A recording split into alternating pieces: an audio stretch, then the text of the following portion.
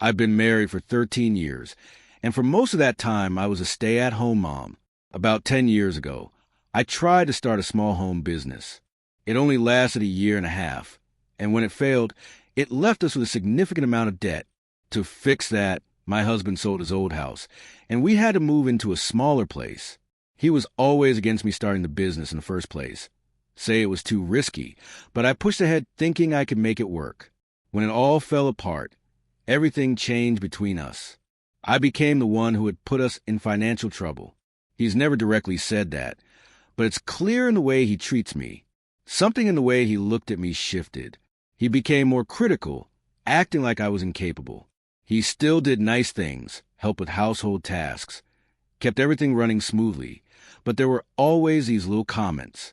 If I made a mistake, he'd remind me how things went wrong, because I ignored his advice about the business. He'd frequently bring up how it was my fault we had to downsize, as though it was a constant reminder of my failure. I started to feel like I had lost his respect. If anything in the house broke or went wrong, there was always an offhand remark about how things might have been different if I hadn't taken on projects I didn't fully understand. It became so bad that when I wanted to do anything new, he'd brush it off with a snide comment about taking risks or being realistic. It felt like he no longer trusted my judgment at all. I found myself running every decision by him, even the smallest ones, because I feared he'd spin it into me being careless again. For years ago, I met someone new. He was doing sound and lighting at a school event.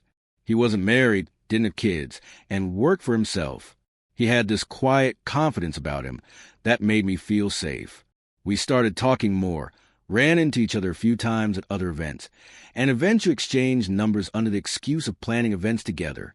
At first, it was casual, coffee, then lunch, then eventually, he invited me over to his place to show me some equipment. One afternoon, we ended up in bed together. I knew it was a mistake, but it happened again.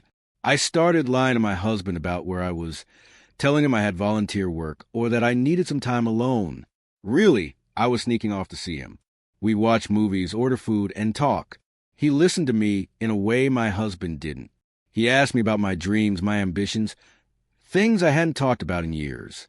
It felt like the part of me that had once been driven and motivated was still alive when I was with him.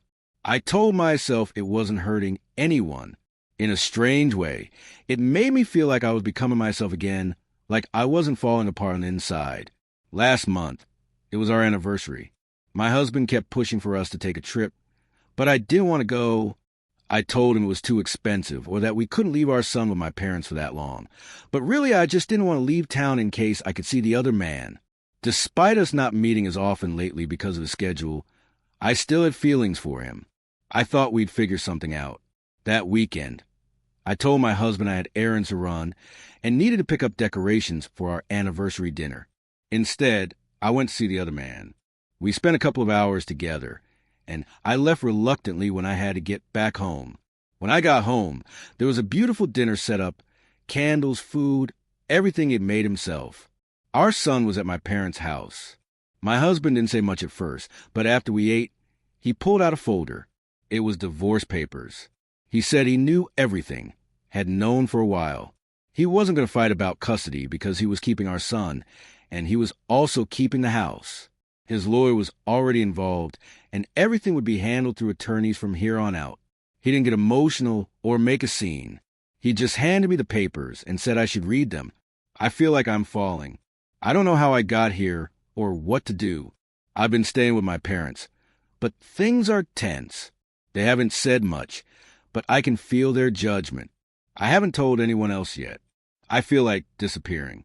I can't eat, I can't sleep. My mind is constantly replaying everything, trying to figure out where it all went wrong, wondering if there was a way to fix it before it got this far. I haven't heard from the other man since. The last time I saw him, I sent a few texts, but he hasn't replied. I guess I thought he would care more, but now I don't know what to do. Everything feels like it's slipping away. I'm back in the hospital again. This is the third time in 5 months, and it feels different this time. My eating disorder has fully taken over again. I thought I was past this after my teens and early 20s, but it's not about how I look anymore. It's the one thing I still feel I have control over, My ex-husband doesn't respond to anything anymore, not even when I ask about our child. He has full custody temporarily because I can't provide a stable place to live. I don't even know where they live now.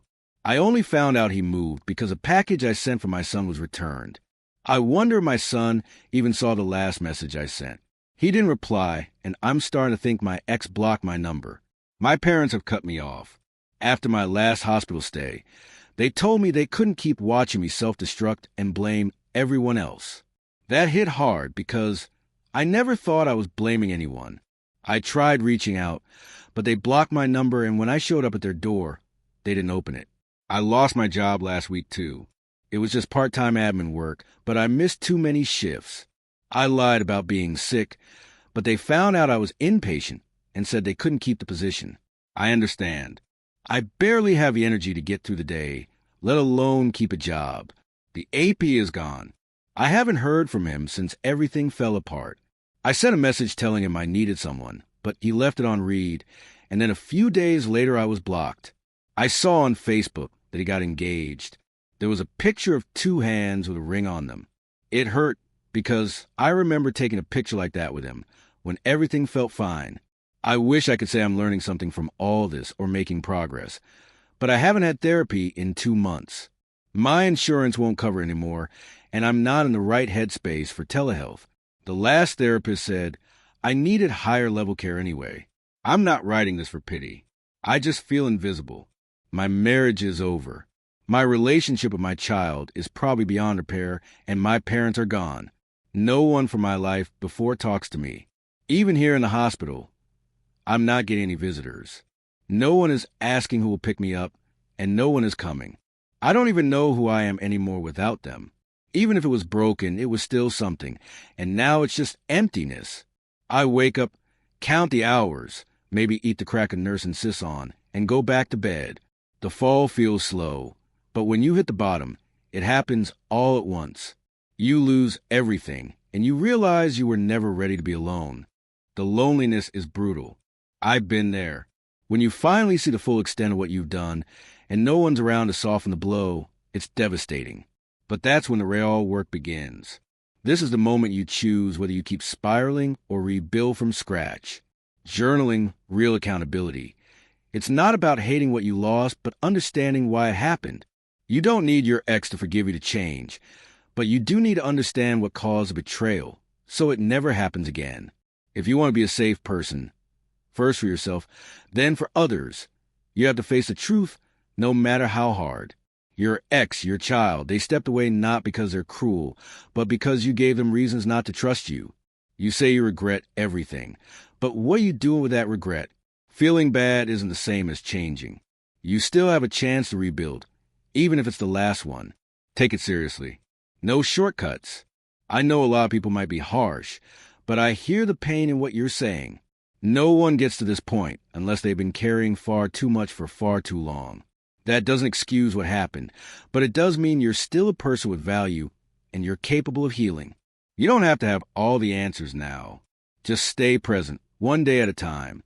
Keep showing up to therapy. Keep writing. Keep taking care of yourself. The fact that you're even posting this shows you still want to change.